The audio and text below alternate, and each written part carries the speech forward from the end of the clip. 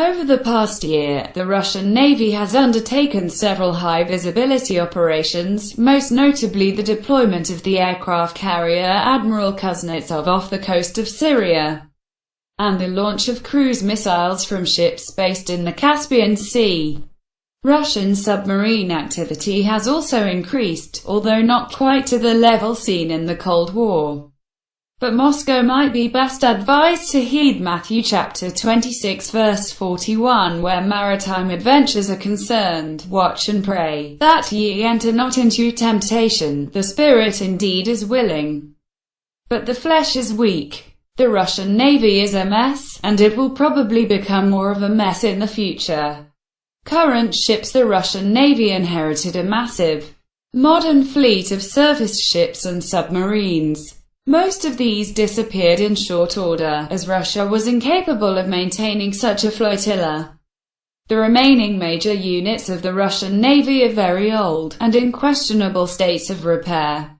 Of the 24 major surface combatants operated by the Russian Navy, 3, the frigates of the Admiral Grigorovich class, were laid down after the end of the Cold War.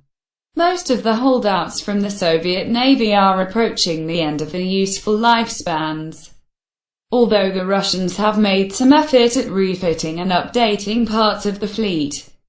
How long the Russians can keep the aircraft carrier Admiral Kuznetsov in a kind of service without a major refit is up for serious question. But despite ambitious promises, no replacement has been laid down. The nuclear battle cruiser Pyotr Veliky has remained active for the past decade, and reports persist that Admiral Nakhimov will return to service in the next couple of years, but both ships are in excess of 30 years old. Future projects. If Moscow built every ship that they had promised to build over the past decade, then the Russian Navy would indeed become a world-class fleet. The Russian national security state thrives on the announcement of big projects, but not so much on their fulfillment. The actual record of Russian surface ship construction is, by international standards, rather grim. The biggest successes of Russian shipbuilding have been the Admiral Grigorovich, 4,000 tons, and the Admiral Gorshkov, 5,400 tons, frigates.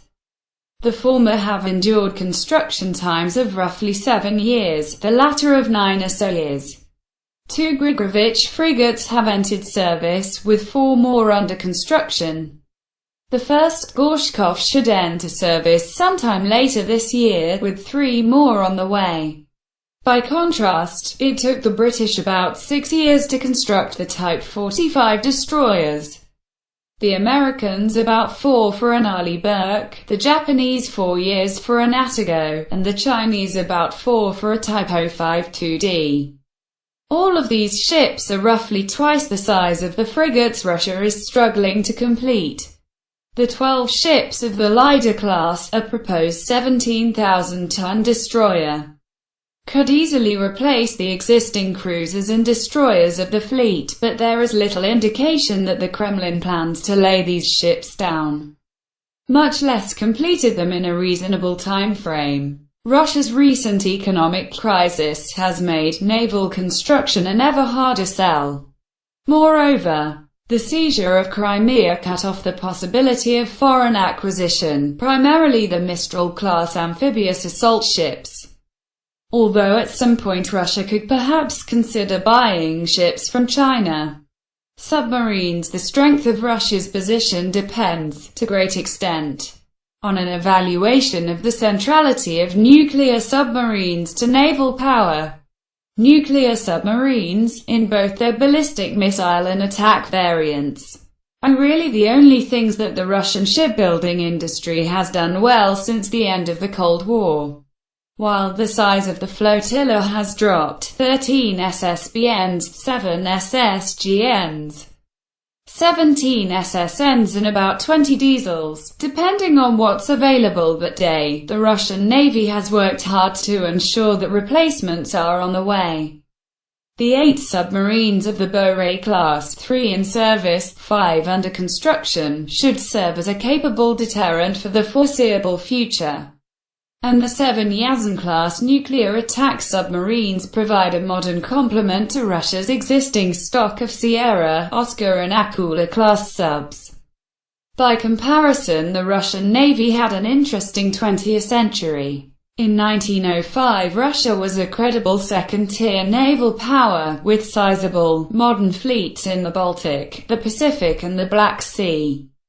The destruction of the former two fleets at the hands of the Japanese caused a crisis, but in 13 years after the Battle of Tsushima, Russia would put 7 dreadnoughts into service despite the disruption of World War I. This placed Russia in firmly the same company as France or Italy, although well behind Britain, Germany, Japan and the United States.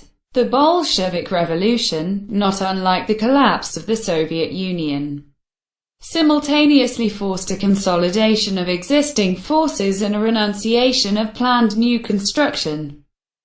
By comparison, the Russian Navy had an interesting 20th century. In 1905, Russia was a credible second-tier naval power, with sizable, modern fleets in the Baltic, the Pacific and the Black Sea. The destruction of the former two fleets at the hands of the Japanese caused a crisis, but in 13 years after the Battle of Tsushima, Russia would put 7 dreadnoughts into service despite the disruption of World War I. This placed Russia in firmly the same company as France or Italy, although well behind Britain, Germany, Japan and the United States. The Bolshevik Revolution, not unlike the collapse of the Soviet Union, simultaneously forced a consolidation of existing forces and a renunciation of planned new construction. Like the Russian Federation, the Soviet Union futzed through the first 20 years of its existence without a clear idea of what it wanted from its navy. Before embarking, on the eve of World War II, on a massive construction program. The war disrupted these plans, but also provided clarity. Russia's strength and security lay in its army, rather than in its navy. Nevertheless, the Soviet Navy steadily increased in strength across the Cold War, at some point clearly passing the French and British fleets and becoming the world's second most powerful navy. And then everything fell apart, again. The Russian Navy could not maintain the fleet it inherited, much less afford the pace of new construction necessary to keep its military shipbuilding industry healthy. A death spiral ensued, as the cost of maintaining older ships increased, along with the build time for new vessels, while the quality of maintenance and construction declined. The financial crisis of the last few years, brought about by a combination of sanctions and cratering oil prices, helped snuff out signs of life in everything other than submarine construction. International comparisons don't do Russia any favors. China will have at least 3 aircraft carriers by the time Russia commissions its second. India will have at least 2, as will the United Kingdom. In terms of regular surface combatants, the situation looks rather worse. As noted above, France, Britain, Japan and China have all commissioned major, large surface warships in the last decade, all of which cleanly outclass Russia's legacy ships in terms of technological sophistication. The comparison with China is particularly stark.